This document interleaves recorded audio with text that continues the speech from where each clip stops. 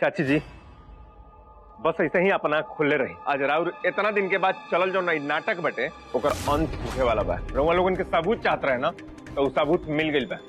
देखा इस साड़ी के टुकड़ा। ई टुकड़ा तू हमरा के काहे दिखावा तड़ा? हम एक खातिर इस साड़ी के टुकड़ा के दिखावत तनी कैसे कल रात के यही साड़ी से रितु के मुंह बंद करके जान से मारे की कोशिश कर गइल। मई हमरा के पता चल चुकल बा कि रितु भाभी ही सही बाड़ी और हमार माई एकदम गलत बाड़ी।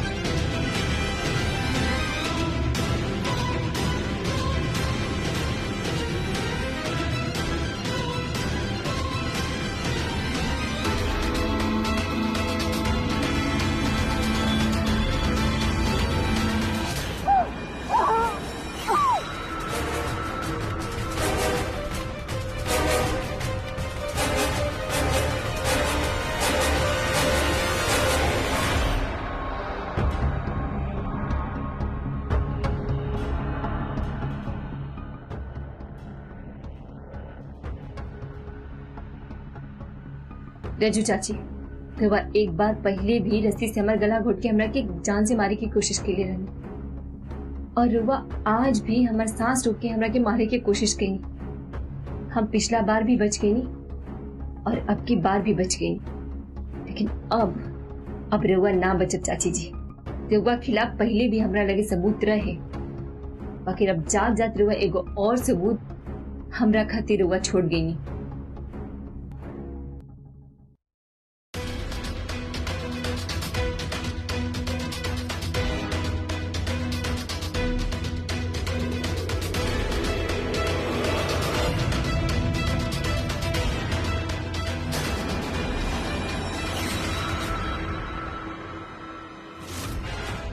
राउर साड़ी के फटल टुकड़ा ही राउर काल बनी। अब की बार हुआ बच ना पाए रजू चाची।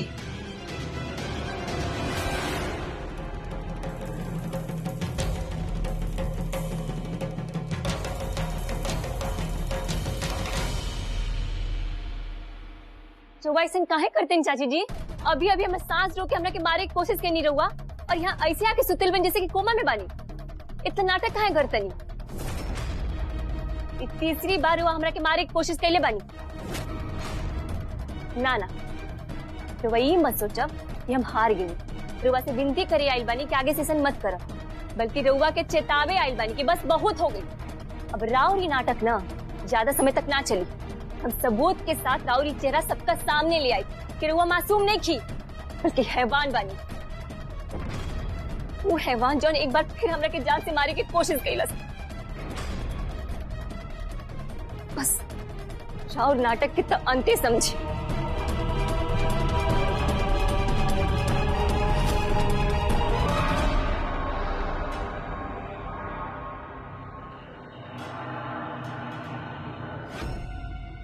मित्रा हमरा के गुस्सा मत दिले वाले।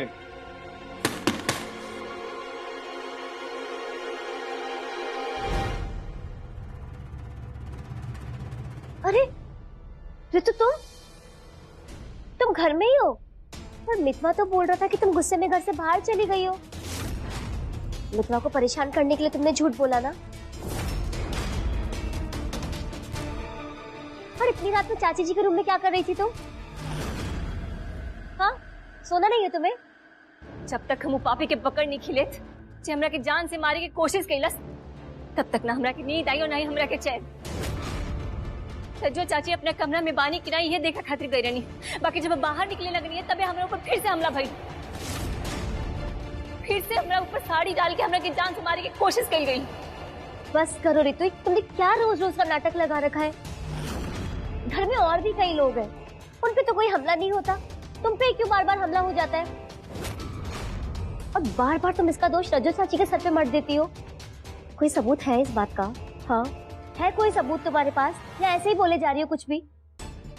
ये देखो, देखा करके। अरे ये तो साड़ी का टुकड़ा लग रहा है। हाँ, ये रज्जो चाची के साड़ी के टुकड़ा, ये हुए टुकड़ा है जो ना साड़ी से भी रज्जो चाची हमरा के मारे की कोशिश करनी है।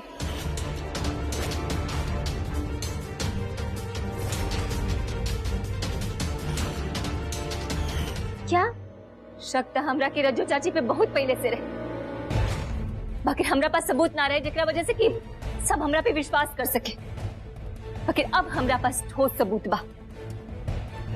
साड़ी के टुकड़ा देखा तेरू, कि उहे टुकड़ा है जेकरा साड़ी से अभी रज्जो चाची हमरा के मारे के कोशिश करनी है।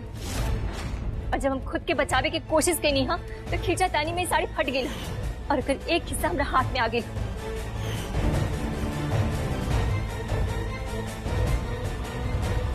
सबूत देखकर तो मुझे भी तुम्हारी बात पे विश्वास हो गया। चलो बिना देर के मितवा को बताते हैं। चलो चलो।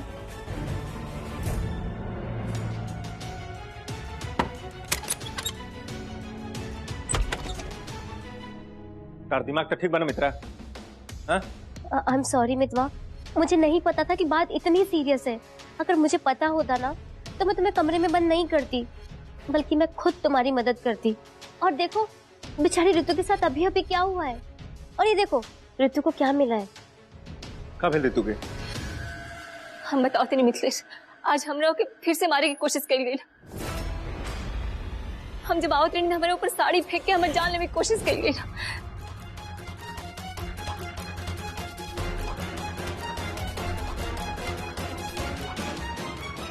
हम बहुत कोशिश करनी अपने आप के छुड़ावे के, लेकिन वो चेहरा ना देख पाई। जब तक हम चेहरा देख पाई देखना पहले ही वो पता नहीं कहाँ गायब हो गया। और जब हम साड़ी को उठाए कोशिश करनी है तो देखने वहां साड़ी रहे ना गई। वो तो अच्छा हुआ कि ऋतु को कहीं चोट नहीं आई, बाल बाल बची है बेचारी। हमारे बात का अंदेशा रहे कि ऋतु के साथ रज्जो चाची कुछ ना कुछ करी। मित्रा, अगर तू हमरा के रूम में बंद ना के ले रही तो हम शायद रज्जो चाची के रंग हाथे पकड़ ले रही। पर ऋतु ने चाची जी का चेहरा नहीं देखा, तो फिर तुम दोनों ये डिसाइड कैसे कर सकते हो कि हमला करने वाला चाची जी ही थी? ये साड़ी का टुकड़ा किसी और का भी तो हो सकता है ना? ना, इस साड़ी रज्जो चाची के ही है, और हमरा के पूरा विश्वास बा हमरा पे हमला करे वाली भी रज्जो चाची ही रहनी। लेकिन इस बात का क्या सबूत है कि ये साड़ी का टुकड़ा रज्जो चाची का है?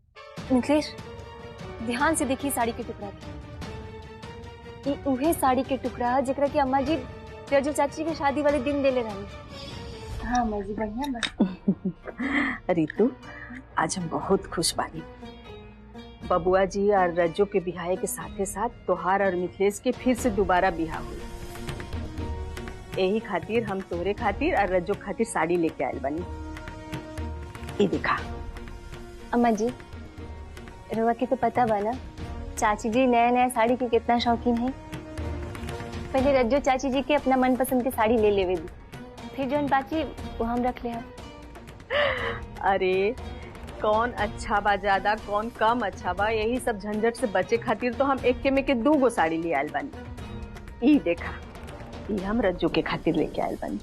अरे अम्मा जी इ त दुने के लिए बा। इनमें से तू कोनो भी रखला। आई दूसर का हम रज्जू के दे दे। ठीक बा, दे दी। जब हम रज्जो चाची के खिलाफ इस साड़ी के टुकड़ा के सबका सामने रखब ना तो हमरा के कुछ भी बतावे की जरूरत ना पड़ी। अम्मा जी साड़ी के टुकड़ा के देखते खुद ही समझ जाए और वहां के विश्वास हो जाए कि हम जौन कहते नहीं सच कहते नहीं।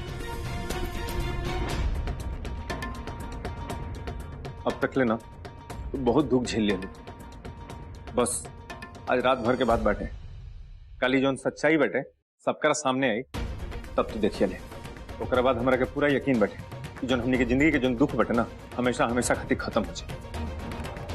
ओकरा बाद हमनी के एगो नया जीवन के शुरुआत हुई। हमके पूरा विश्वास बैठे। रुआ सही कहते नहीं। एक बात बोलूं, मैं तुम दोनों के लिए बहुत खुश हूँ।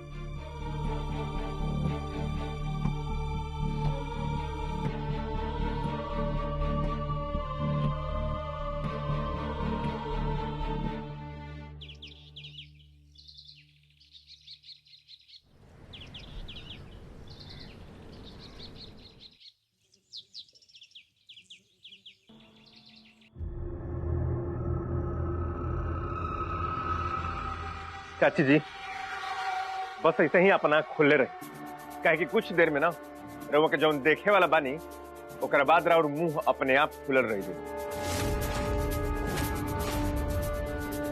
आज राउर इतना दिन के बाद चलल जो नाटक बटे ओकर अंत होखे वाला बा।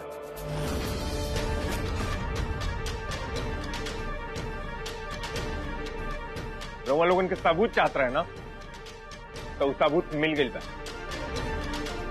और वह सबूत साबित करी कि रितु के जान से मारे के कोशिश करे वाला इंसान के हुआ ना बल्कि रज्जो चाची हुई। मिथिलेश भैया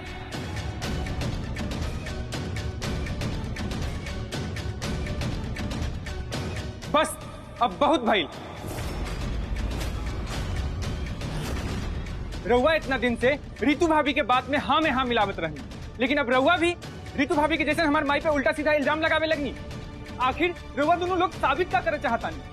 हम परेशान हो चुकल बानी कि रोज रोज के अपन बीमार माई के ऊपर उल्टा सीधा इल्जाम सुनत सुनत हम थक चुकल बानी। हम अब हमरा के बर्दाश्त नहीं के हो। देखा गोपाल, हम खूब बढ़िया समझ सकत नहीं कि तारा ऊपर का बीतत, लेकिन हम बिना कोनो आधार के तारा माई पर आरोप नहीं लगाओ। और हाँ, अपन बात साबित करे खातिर ना हमारे लगे पुख्ता सबूत भी बा। माई देखा इस साड़ी के टुकड़ा, एकरा के देख के कुछ याद आवत तारा के?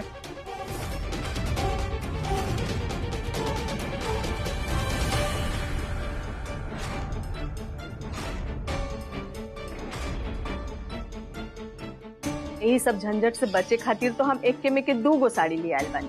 ई देखा, ई हम रज्जू के खातिर लेके आयल बानी। हाँ, हमरा के याद आई, एक के जैसन साड़ी हम 2 गो खरीद ले रहनी और बिहार वाला दिन एगो रीतू के देले रहनी और एगो रज्जू के। बाकी ई टुकड़ा तू हमरा के काहे दिखावा तड़ा? इस साड़ी जान तो हम काहे खातिर देखावत नहीं। हम एक खातिर इस साड़ी के टुकड़ा का देखावत नहीं काहे से कल रात के यही साड़ी से रितु के मुंह बंद करके और रात में जान से मारे की कोशिश कर ली। मई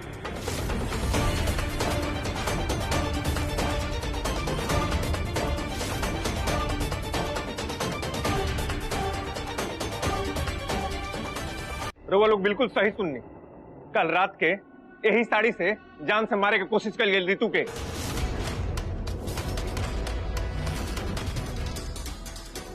लेकिन भोले बाबा की कृपा से रितु एहू बारी बच गई।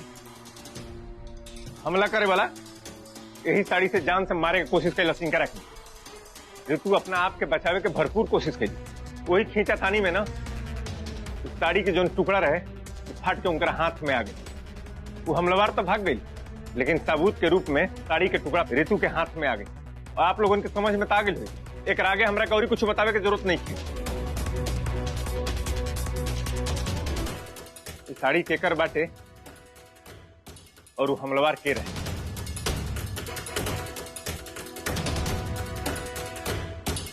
का गोपाल, हम तोरे से पूछते हैं, अब तो तू मान गिला ना? नहीं, हम अभी भी ये बात माने खातिर तैयार नहीं थे। बल्कि माई रउआ सेम ऐसने साड़ी तो रितु भाभी के भी दिले रहनी ना, तब हो सकेला कि साड़ी रितु भाभी के ही होखे। अच्छा, एकरा मतलब ये भइल कि रितु खुद अपना साड़ी से जान लेवे की कोशिश करी ना।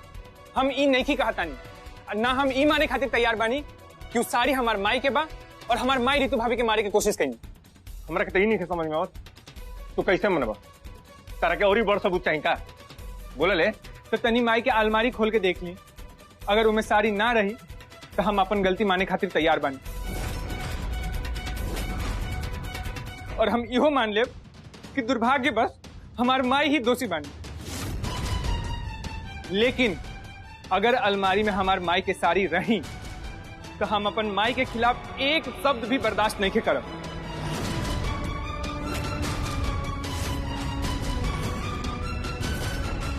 देखी, देख ली खोल के अलमारी। गोपाल, अगर तेरा के अपन माई पे विश्वास पाना तो तेरा विश्वास टूटे ना। विश्वास टूटे या रहे, लेकिन सच सबके सामने आवे के चाहिए। मिथिलेश भैया और रितु भाभी जौन कुछ भी कहा था, अगर ये बात सच बा तो हम अपन दिल पे पत्थर रख के इस सच माने खातिर तैयार बानी। अच्छा रुकी, हम खुद अलमारी खोल के देखा तानी कि माई के साड़ी अलमारी में बा कि ना। 1 मिनट।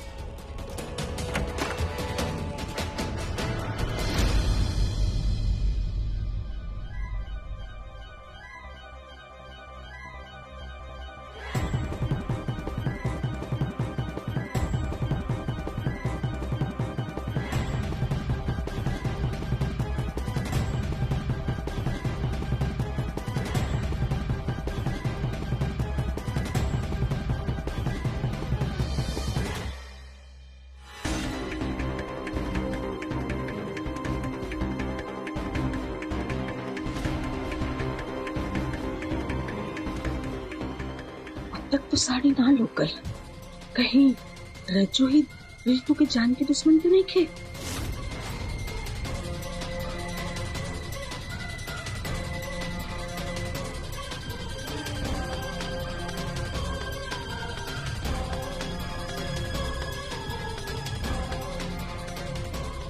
क्या हुआ गोपू, साड़ी नहीं मिली ना?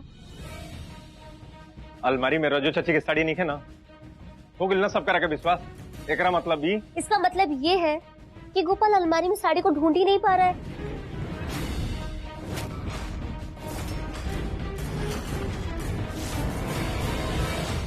अरे अलमारी तो हवे, कोनो भूल भुलैया थोड़े नहीं। गोपाल निखन खोज पाओ तो हम लोग खोज ले। अरे वो तो सिर्फ ऊपर ऊपर से ढूंढ रहा है ना।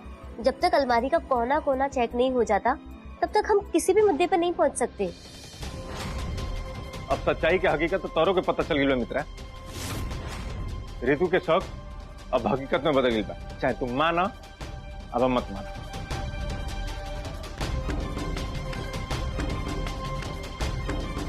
हाँ, हम सच्चाई स्वीकारत आनी।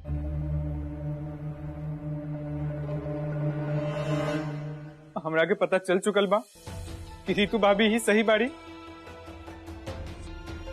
और हमार माई एकदम गलत बाड़ी। हम तो अपन माई के भोली भाली मासूम समझत रहनी, यही कारण से हम मिथिलेश भैया और रितु भाभी से भी लड़ गई नहीं। माई, आज तू अपन करतूत से हमरा नजर में एकदम गिर गई बानी।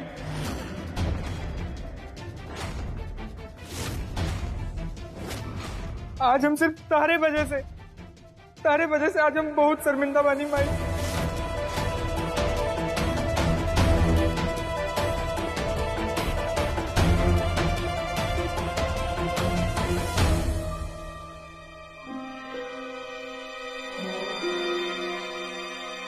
मिथिलेश, अब रज्जू के गुनाह साबित हो गेल बा, तो बतावा अब रज्जू के साथ का करल जाई? अब हम का बताई माई, रज्जू चाची जोन बड़ी तो उन गलत रितु के साथ खेले बड़ी, तो रितु ही बताएं कि का करे के चाहिए का ना करे के। तू ही बतावा रितु, अब ई गलती खातिर रज्जू की का सजा देवे के चाहिए?